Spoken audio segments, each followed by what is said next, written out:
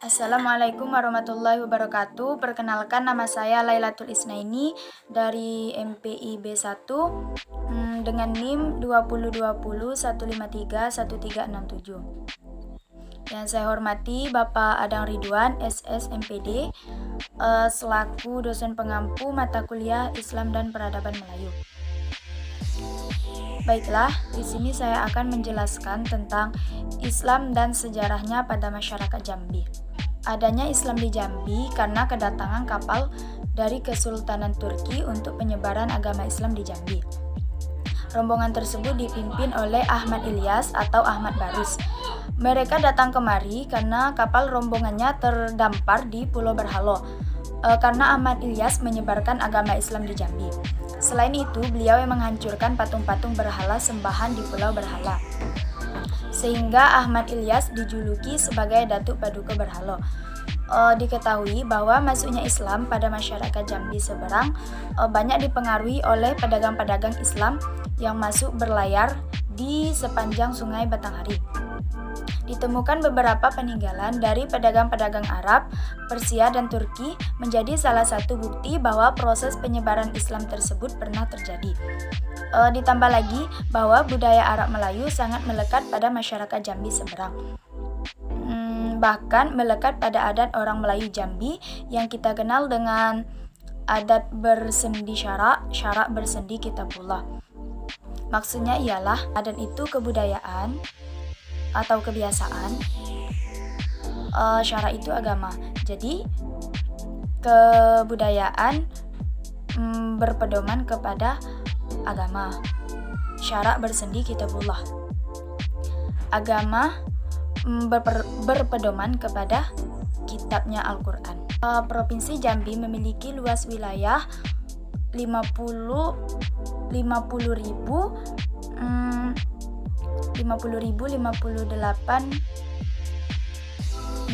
km 2 dengan jumlah penduduk 3.406.178 jiwa. Memiliki banyak suku yang mendiaminya. Di antaranya adalah suku Kerinci, suku Kubu, suku Batin, suku Melayu, dan beberapa suku minoritas lainnya. Suku-suku tersebut menyebar di 9 kabupaten, 2 kota, 138 kecamatan, 163 kelurahan, dan 1.398 desa. Yang umumnya mendiami di wilayah pinggiran Sungai Batanghari sebagai pusat perekonomian dari masa lalu hingga masa sekarang. Penyebaran agama Islam di Melayu terbagi menjadi 2 tahap. Yang pertama tahap kedatangan atau ketibaan, dan yang kedua tahap perkembangan. Berbagai pendapat mengenai datangnya Islam ke Melayu. Ada yang mengatakan abad ke-9, ada yang mengatakan abad ke-8, dan juga ada yang mengatakan sejak zaman Nabi Muhammad SAW, yakni abad ke-7. Kapal-kapal perniagaan Arab telah sampai ke Melayu beberapa sebelum kelahiran Islam. Kepulauan Melayu terkenal kaya dengan hasil bumi yang diperlukan orang-orang asing. Islam telah berkembang di Kepulauan Nusantara abad ke-8 sampai ke-11. Abad ke-8 sampai 11 Masehi. Dalam berita Tiongkok, para pedagang muslim disebut sebagai orang-orang Tashih. Tempat tinggalnya adalah Pose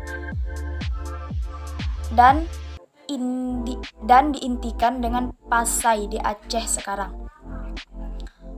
Dinasti Tang mengatakan orang-orang Tashih itu pernah berniat menyerang kerajaan Kalijaga di Jawa Tengah, pemerintahan Ratu Sima akhir abad ke-7. Niat itu dibatalkan karena kuatnya pertahanan Kalijaga. Mereka juga dikatakan membantu orang Islam di Peulu.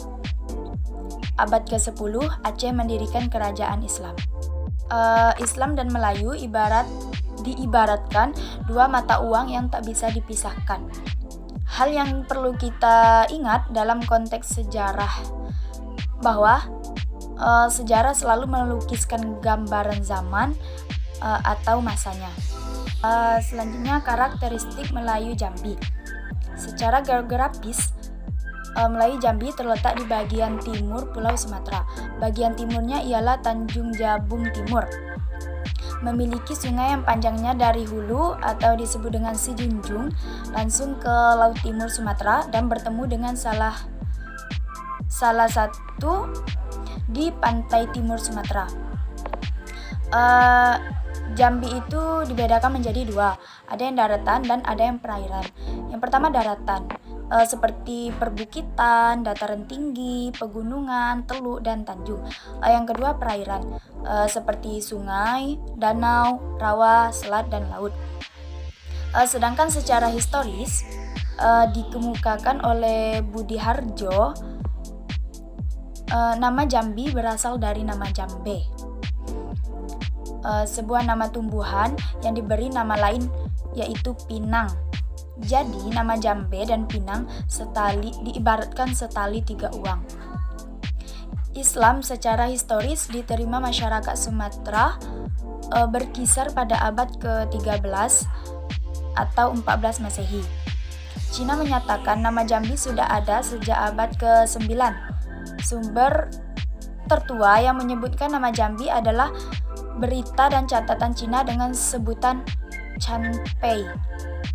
Jambi baru muncul tahun 853 Masehi. Jambi seberang dikenal dengan daerah endapan sungai dan rawa-rawa, sedangkan Jambi kota dikenal dengan dataran rendah, perbukitan, hutan, dan tanah kosong. Dan juga peran Jambi seberang ialah sebagai pusat konsentrasi penduduk asli Jambi dan pendatang seperti Minangkabau dan lain-lain. Sedangkan peran Jambi kota ialah sebagai pusat pemerintahan, perekonomian, dan aktivitas sosial penduduk. Pada abad ke-14 Masehi, Melayu Jambi dipimpin oleh seorang putri dari kerajaan Pagaruyung, yakni Putri Selaro Pinang Masa. Putri Selaro Pinang Masa diislamkan oleh Datuk Paduka Berhalo.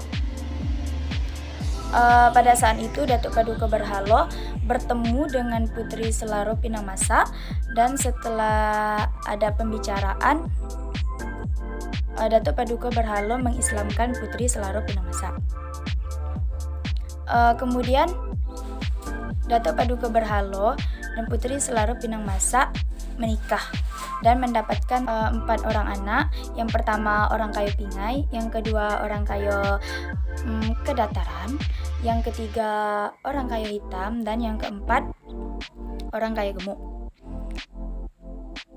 Mereka Datuk Paduka Berhalo dan Putri Selaro Pinang Masa mengajarkan kepada anak-anaknya tentang ilmu tauhid, fikih,